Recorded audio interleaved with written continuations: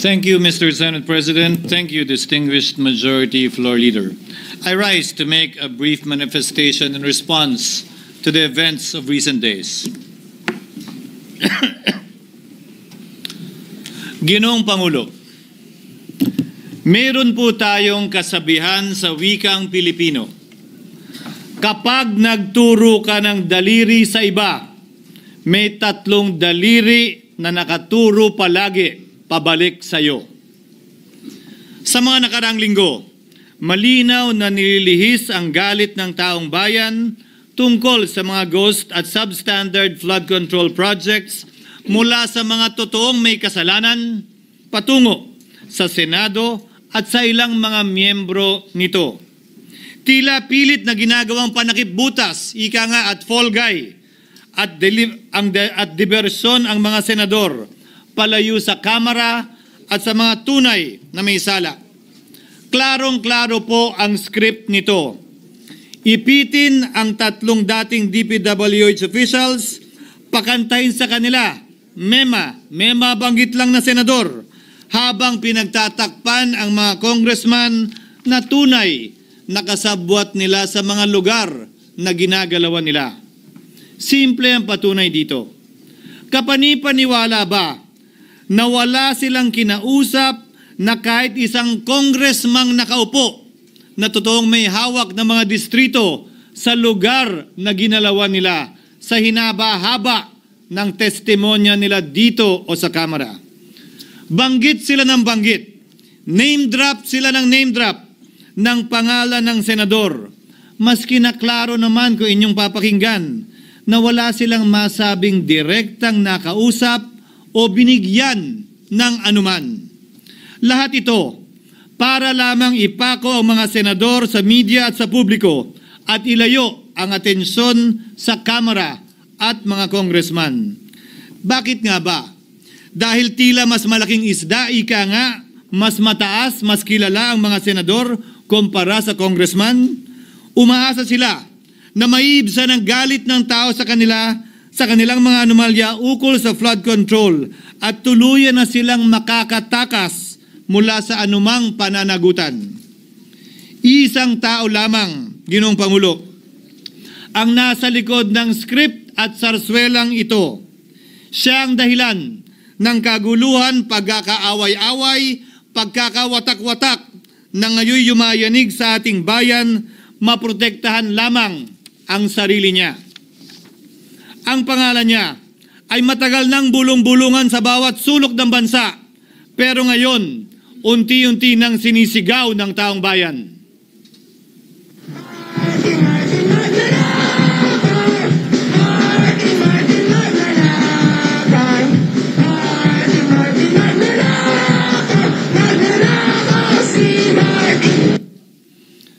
Pero Ginoong Pangulo, minamahal kong kasamahan, bakit tila sa Kamara, dito mismo sa Senado at sa ilang media ay hindi pa din nila kayang sambitin ang pangalan niya? Pues, sasabihin ko, Martin Romualdez. Minsan ang binanggit ng mga diskaya ito mismo dito sa Senado, ang kanyang pangalan. Pero agad itong pinabawi nung humarap sila sa Kamara. Binanggit ni Master Sergeant Gutesa ang kanyang pangalan. Pero ultimo notaryo, natunto nila at pinabawi nila ang pagnotaryo. Buti na lang, huli na't nasabi na niya ang pangalan ni Martin Romualdez na pinanumpan dito mismo sa ating Blue Ribbon Committee. Hindi ba't si Ginoong Gutesa, hindi ba't si Sergeant Gutesa lamang, ang bukod tanging testigo na walang kinalaman, hindi sangkot sa flood control issue, walang hininging immunity, deal o proteksyon kapalit ng kanyang pagtestigo.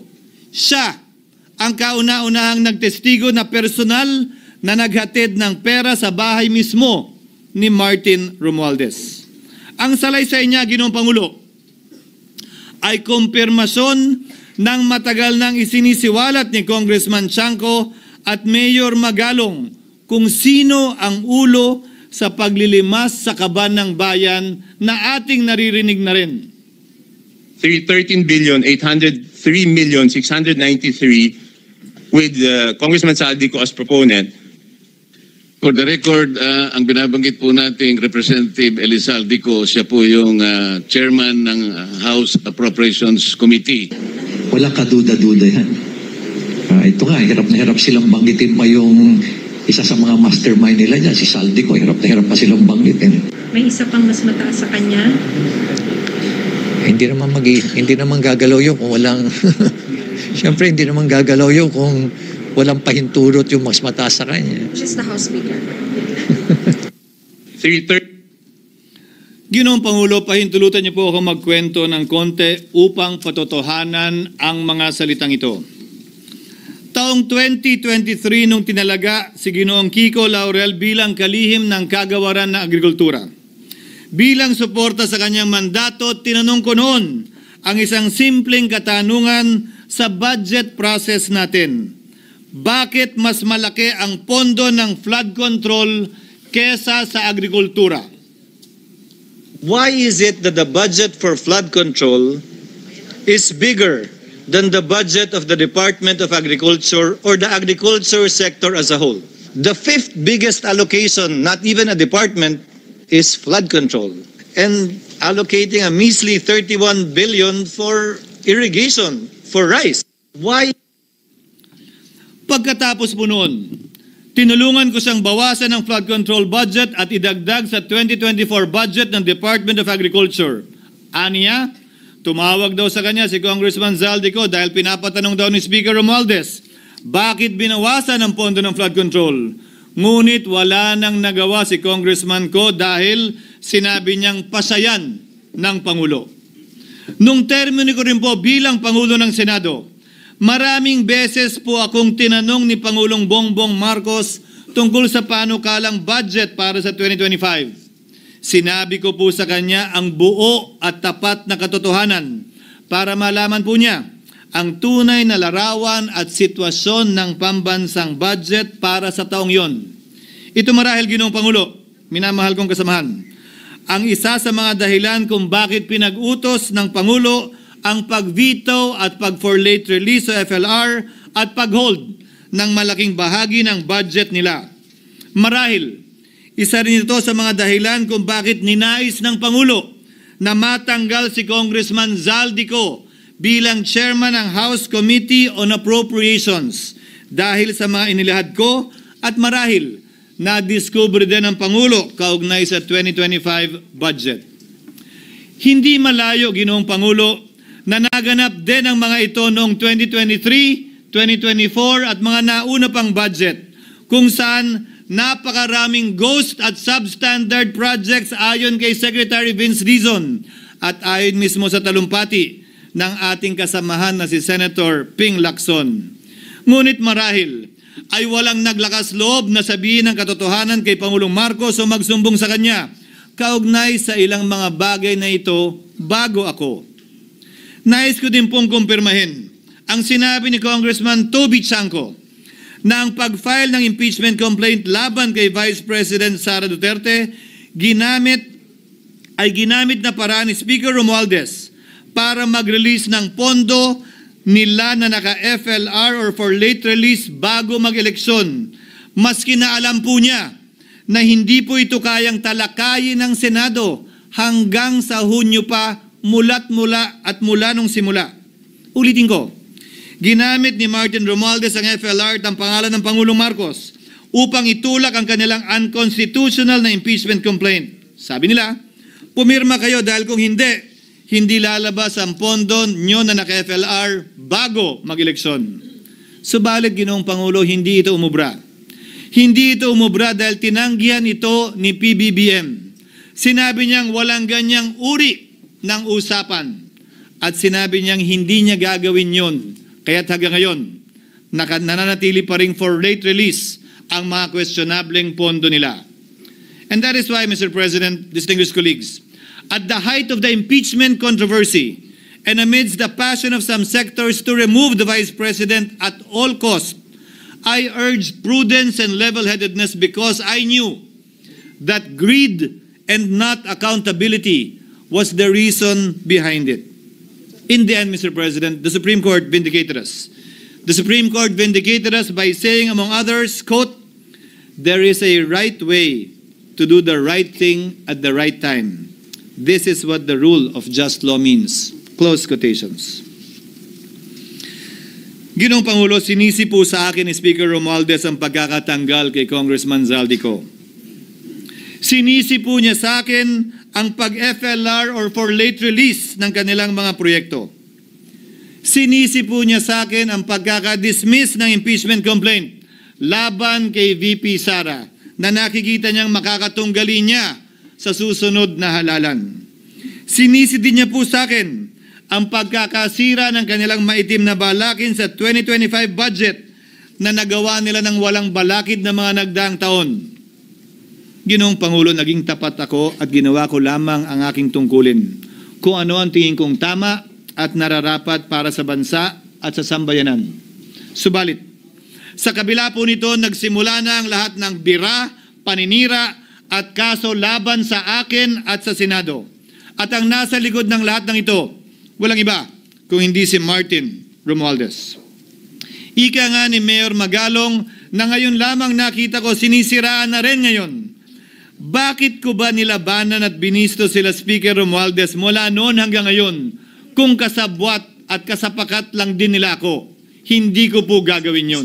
Sa tig ng tennis court, ang nasabing gusali sinimulang pinatayo noong ika-6 ng Oktubre taong 2022 at ang kontraktor, ang St. Gerard Construction na pagmamayari ng mga diskaya na nasangkot ngayon sa mga maanumalyang flood control projects. Dahil dito, kwenasyon ng ilan ang pagiging special advisor ni Mayor Benjamin Magalong sa ICI. Lalabanan ko ba yung anlalakas na yan, sila Speaker? Lalabanan ko ba yung mga mayayaman na yan? Kung ako'y bulok, I fought for what is right. Ano nga ba ang ginawa nila sa akin? Una, hinalungkat ang isyu ng campaign contribution na tinanggap ko mula sa isang individual na may-ari ng kumpanyang nakakuha ng kontrata sa gobyerno. Inipit niya ang budget ng COMELEC sa Kamara dahil dito at binusisi ang di umano kaso kong ito. Subalit, Ginoong Pangulo, tulad ng sinabi ko sa simula ng aking talumpati, kapag ka nagturo ka ng daliri kanino man, may 3 daliring nakaturo pabalik palagi sa iyo. Anong nangyari? Hindi ba't biglang may lumabas na ulat ng PCIJ na ang dami naman palang opisyal, hindi lang senador, mas mataas pa ang tumanggap din ng ganung uri ng kontribusyon noong 2022 elections? Ang tanong ko ay simple. Kung legal at walang mali sa ginawa nila, edi dapat legal din at tama ang ginawa ko. Pero bakit ako lang ang iniimbestigahan tungkol dito? Higit pa doon, Ginoong Pangulo, hindi ba tayon kay Mayor Magalong merong 67 na miyembro ng Kamara na kontraktor? Ito po ay mga miyembro ng Kamara na may construction firm na nakakuha ng kontrata sa gobyerno. Kung bawal talaga ito, ibig sabihin ba niyan, bawal na nilang gastusin ang sarili nilang pera para sa kanilang sariling kandidatura? Bakit hindi din binubusisi yun? Bakit hindi inaalam yun? Ako lang talaga? Pangalawa, inintriga ni Martin Romualdez ang dating liderato ng Senado dahil sa pagkakaupo at pagdinig ni Senator Marcoleta sa Blue Ribbon Committee dahil marahil sa pananaw niya ay hindi siya safe kay Marcoleta. Ngunit, Ginoong Pangulo, sa hindi niya inaasahang pagkakataon, nung araw ding yun, nagsalita ang mga diskaya, pinangalanan ng 17 congressman na kasosyo niya, kabilang ang pagbanggit na naman ng pangalan ni Martin Romualdez. Karamihan sa mga kawani ng DPWH na nabanggit sa itaas ay paulit-ulit na binabanggit ang delivery ng pera ay para sa kay Zaldico na dapat at least 25%. Si Kong Marvin Rillo naman ay ilang beses na binabanggit ang pangalan ni Speaker Martin Romualdez bilang kanyang malapit na kaibigan. Isa na naman po itong patunay, Ginoong Pangulo. Kapag ka nagturo ka ng daliri sa iba, may 3 daliring nakaturo pabalik sa iyo. Pangatlo, sa pagdinig ng Blue Ribbon Committee kung saan ni-name drop ako ni Yusek Bernardo, bagaman inamin niyang personal na mismo na hindi niya rekta kung nakausap o binigyan ng anuman, bigla namang tumestigo si retired Master Sergeant Gutesa at muling pinangalanan si Martin Romualdez na hinahatiran daw niya ng pera sa mismong bahay nito. Ang bawat malita ay may lamang humigit kumulang 48 million pesos. Kalimitang dinadala sa bahay ni Congressman Saldico, ibababa lamang namin ay 35 maleta para i-deliver sa bahay ni House Speaker Martin Romualdez. Gamit ang script niya sa pagturo sa akin, ayan na naman. May 3 daliring nakaturo palagi pabalik sa kanya tuwing ginagawa niya yan. Ulitin ko po for the record, Ginoong Pangulo, ang sinabi ni retired Master Sergeant Gutesa. 35 maleta ng pera na naglalaman na mahigit kumulang 48 milyong piso bawat isa o kulang-kulang 1.7 billion pesos sa isang delivery. Ay di umano hinatid niya sa iba't ibang bahay, sa iba't ibang pagkakataon ni Martin Romualdez. Subalit, sa kabila ng lahat ng ito, hindi ba nakapagtataka? Bakit hindi sinasama si Martin Romualdez sa anumang investigasyon? DOJ man, NBI man, AMLAC man. No ako po ay pinuntahan, no ako po ay dumalo sa imbitasyon ng ICI bilang resource person. Binanggit ko at tinanong ko din ito sa kanila. Ganito ba katindi ang kapangyarihang hawak ni Martin Romualdez? Na bagaman hindi siya speaker, tila the name that cannot be mentioned pa din siya at nagagawa pa din niya ang nais niya kaugnay sa isang mapamiling hustisya o selective justice. Halimbawa, bakit ang daming kondisyon bago ipasok ang mga diskaya na nagpangalan sa maraming congressman sa witness protection?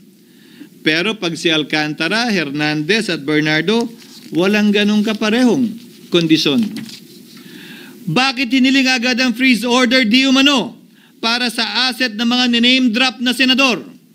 Pero maliban kay Congressman Zaldico na mukhang nilalaglag na nila, ni isang congressman walang request para sa freeze order. Pagdating naman kay Martin Romualdez na dineliveran ng bilyong piso sa bahay mismo niya, ang sabi ay, quote, "We will work on it lang." Bakit interesado ang lahat sa 6 na senador na idadawit di umano ni Bryce Hernandez na handang-handa tayong alamin sana kung sino-sino sila para mapagpiestahan natin sila? Pero nung sinabi ni Bryce na hindi pala senador, kung hindi kongresista lamang ang papangalanan niya, aba, biglang naglaho ng parang bula ang atensyon. Parang wala na nagtanong. Parang wala nang interes para alamin, sino-sino nga ba yung mga yan? Kung ako po yung tatanungin niyo, alam ko merong 6 na senador eh. May nagtatanong sa akin, bakit wala si Cheese? And my answer to that is, I'm almost sure, no, probably hindi ma-mention si Cheese simply because walang insertion doon. Sa Bulacan. Escudero, o wala doon. Hindi po senador yung laman nung computer ko. So fake news yun, ha? May 6 na senador na nunumbrahan mo daw. Mga congressman yung nasa computer mo. Yes, yung nasa computer ko po, congressman po. Okay, thank you.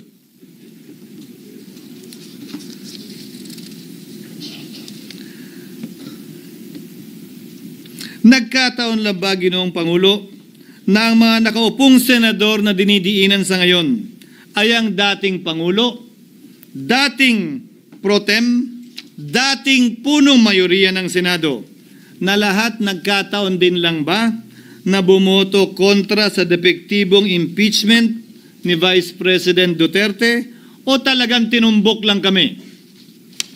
In other words, Mr. President, are we truly for transparency and accountability, or are we merely offering a politically convenient sacrificial lamb in an attempt to appease the rage of the people?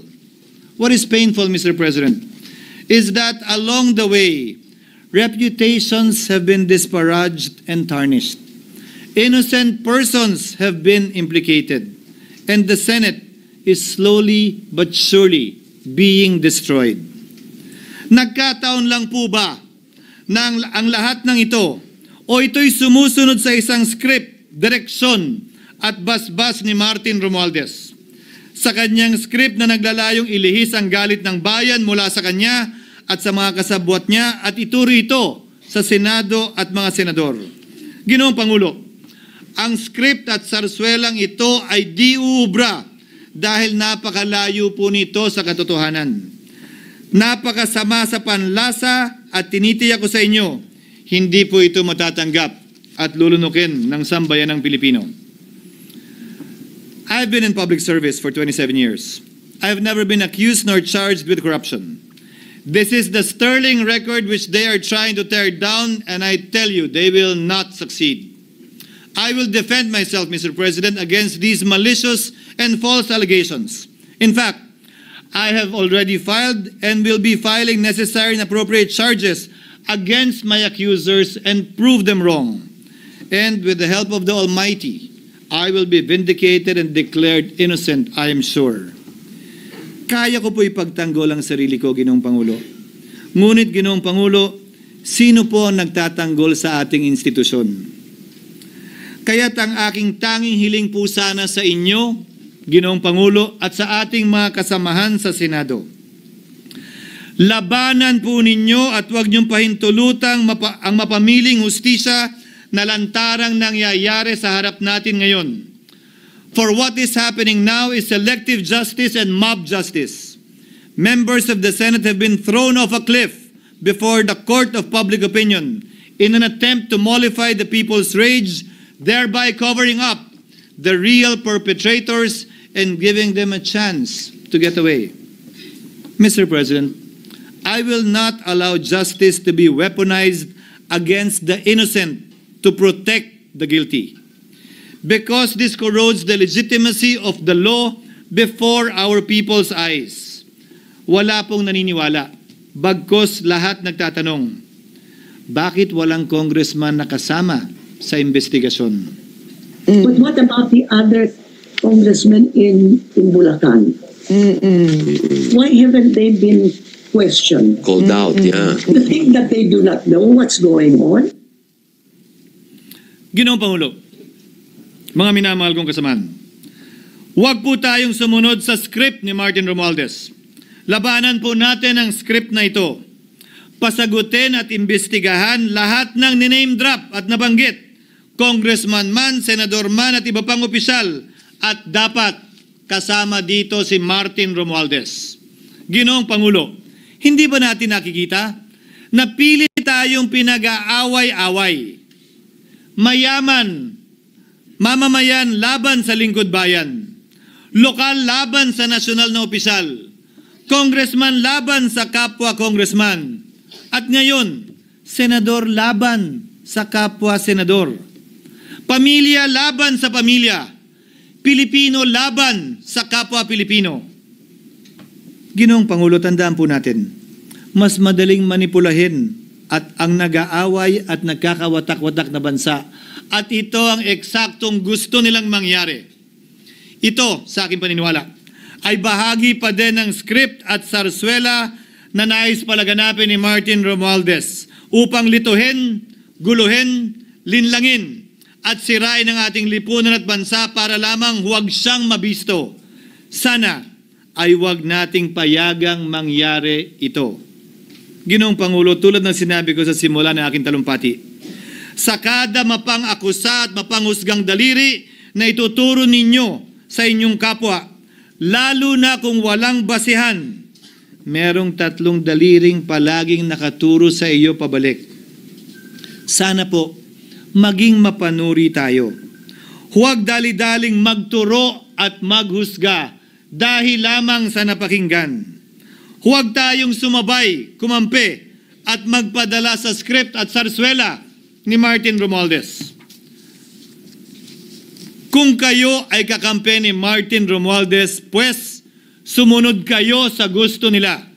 Una, maniwala kayo sa mga sinasabi ng testigo niya na nagtuturo lamang sa mga senador.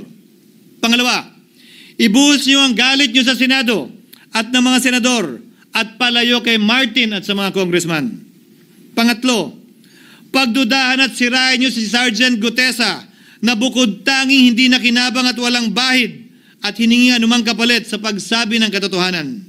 Pangapat, huwag niyong payagang mabanggit man lang ang pangalan ni Martin Romualdez. Panglima, huwag niyong payagang ipatawag si Martin Romualdez sa anumang investigasyon. Pang-anim, huwag niyong payagang imbestigahan si Martin Romualdez at mga kasamahan niya saan mang lugar. Ako, Ginoong Pangulo, hindi ako kakampi ni Martin Romualdez. Kaya lalabanan ko siya at lahat ng panglilinlang niya. Una, papatunayan kong hindi totoo ang mga panggigipit at paninira ng mga testigo niya laban sa akin at mga senador. Pangalawa, tututulan ko ang paglilihis at diversyon na ginagawa niya palayo sa kanya at sa Kamara. Pangatlo, hindi ko papayagang sirain ang mga senador pag away-awayin tayo at sirain ang institusyon ng Senado. Pangapat, pinaniniwalaan ko at saludo ako kay Sergeant Gutesa at iba pang katulad niya sa paglabas ng katotohanan. Panglima, hindi ako matatakot banggitin ng paulit-ulit ang kanyang pangalan, Martin Romualdez. At ipaglalaban kong ipatawag at imbestigahan si Martin Romualdez at lahat ng kanyang mga kasangkot at kasama. Ginoong Pangulo, mga minamahal kong kababayan, kung nais niyong lumitaw ang katotohanan, kung nais niyong panagutin ang tunay na salarin, kung nais po niyong makulong ang tunay na may kasalanan, huwag ninyong kampihan si Martin Romualdez. Punitin natin ang script ni Martin Romualdez at higit sa lahat, huwag magpadala, huwag sabayan, huwag maniwala sa sarswela na nilalako ni Martin Romualdez. Maraming salamat po, Ginoong Pangulo, at magandang hapon po sa ating lahat.